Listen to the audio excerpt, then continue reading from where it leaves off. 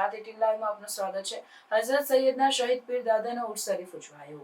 વડોદરા જિલ્લાના સાવલી તાલુકાના ગોઠડા ખાતે સૈયદ કબ્રસ્તાનમાં આવેલા ઐતિહાસિક તથા કોમી એકતાના પ્રતીક હઝરત સૈયદના શહીદ પીર દાદાનો 10મી મોહરમના રોજ રાત્રે ઈશાની નમાઝ બાદ સંદર શરીફ અને દરગાહ શરીફ પર ફૂલ ચાદર ચડાવીને સમગ્ર ગુજરાત અને દેશમાં ભાઈચારો અને એકતા બની રહે તેવી દુઆ કરવામાં આવી હતી। દરગાહ ખાતે હિન્દુ મુસ્લિમ તમામ મોટાભાઈના દરગાહ શરીફ પર આવીને જે કંઈ પણ તકલીફ હોય તે માટે આવતા તેઓને તકલીફ થતી દૂર હોવાથી તેઓ પોતાની મન્નત બાધાઓ પૂરી કરવા આવતા હોય છે। ત્યારે આ ઉર્સ પ્રસંગે આવેલ શ્રદ્ધાળુઓ માટે દાદાના હકીકતમંદો મોહરમના 11મા ચાંદે ગોઠડા મદીના મસ્જિદના હોલમાં ન્યાસ પ્રસાદીનું પણ આયોજન કરવામાં આવ્યું હતું।